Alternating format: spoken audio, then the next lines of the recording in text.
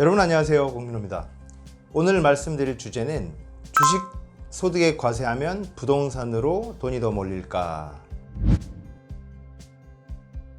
제가 실제 필드에서 고객분들하고 상담하다 보면 이게 최근에 좀 이슈가 되는 것 같습니다. 무슨 말씀이냐면은 과거 주식 투자의 매력 중에 하나는 여기서는 돈을 얼마나 벌든, 즉 주식에 내가 1억 투자해서 2억이 되든 3억이 되든 얼마를 벌든지 상관없이 세금을 안 냈었는데 이제는 세금을 낸다고 하니까 여기에 대해서 이제 고객분들이 불만이 좀 나오더라고요. 그리고 이제 그 내용에 대해서 또 궁금해 하시고요.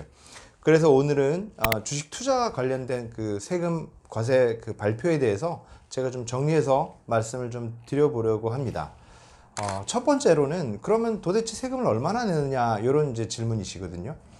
3억의 기준점을 보시면 되는데 3억까지는 주식을 내가 투자해서 벌어들인 돈의 3억까지는 20%의 세금을, 그걸 넘어가는 거에 대해서는 25%의 세금을 매긴다고 합니다.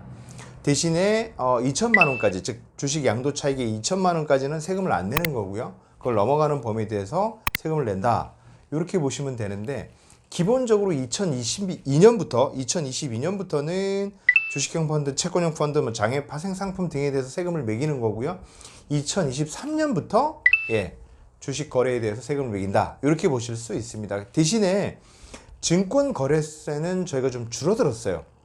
0.25%에서 0.15%로 줄어들 것이다 라고 보시면 됩니다.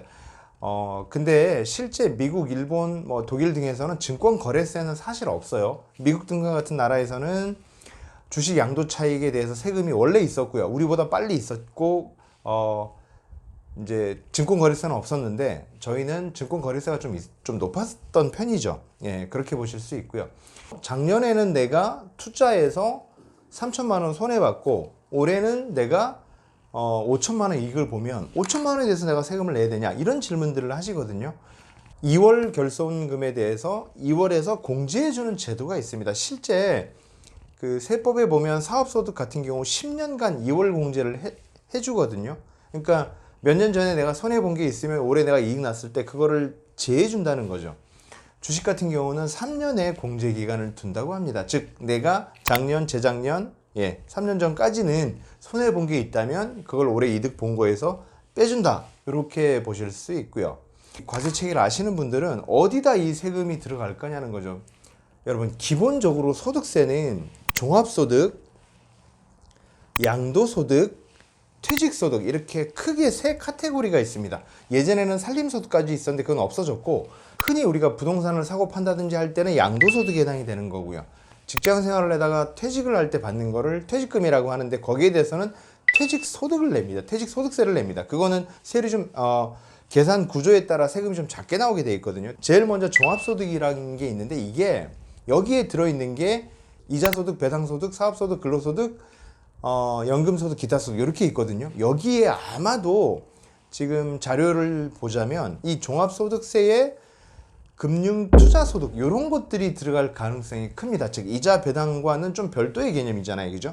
주식으로 돈을 버는 거는 이자소득도 아니고 배당소득도 아닙니다. 물론 주식에 내가 주식을 들고 있으면 배당을 받는 거에 대해서 우리가 배당소득세를 내는데 그거와 이 주식 투자 양도를 통해서 내가 얻는 이득과는 좀 다른 거죠. 그래서 이 세목이 양도소득으로 들어갈지 혹은 종합소득세의 별도의 세목으로 좀 생길지 그거는 추후를 좀 지켜봐야 될 것 같다. 어쨌든 기존과는 다른 어떤 세목이 형성될 가능성이 있다. 이렇게 보실 수 있고요.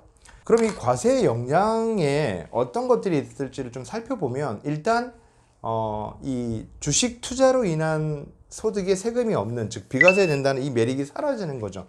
그럼 이제 남는 것들은 뭐냐면 달러 예금 같은 경우 환차익에 대해서는 여전히 비과세인 거고요. 금에 투자하는 거, 올해 금이 굉장히 많이 올랐지 않습니까?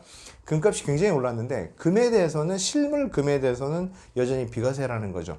그쪽으로 좀 관심들이 갈 수 있다. 이렇게 볼 수 있고요.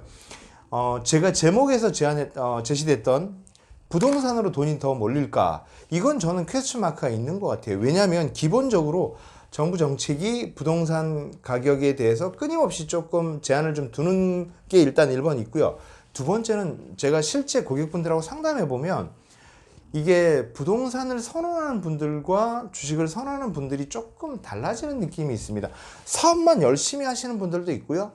투자에 대해서 부동산 뭐 이렇게 모든 거에 대해서 관심을 가지시는 분들은 드물어요. 즉 부동산과 주식 투자는 좀 성향이 다른 분들이 하는 것 같다. 물론 이제 재산이 좀 많으시면 뭐 이렇게 분산이 되실 수밖에 없는 거지만 기본적으로는 주식에 과세한다고 해서 부동산으로 돈이 더 몰릴까? 이거는 퀘스천 마크가 있다. 이렇게 말씀을 드리고 싶고요. 대신 또 이런 질문들을 하십니다. 한국 주식의 매력 중에 하나는 여기는 세금을 안 내는 거였는데 앞으로 세금을 매기면 미국도 세금을 매기니까 미국 돈으로 미국 직접 투자에 더 돈이 더 몰리지 않을까? 저는 그거는 어느 정도 맞다고 봐요. 왜냐하면 지금 시스템상 해외 주식에 투자하는 게 너무 쉬워졌고요. 모바일로 쉽게 할 수 있으니까요.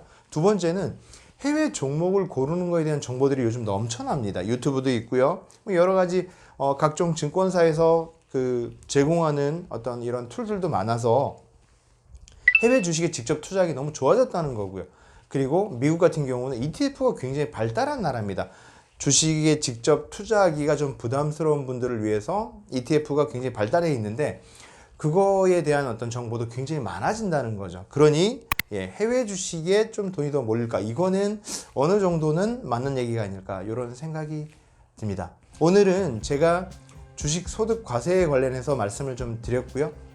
오늘 말씀 제가 여기까지 하고 다음 시간에 또 알찬 내용으로 찾아뵙겠습니다. 고맙습니다. 잠깐 여기서 구독 잊지 말아줘.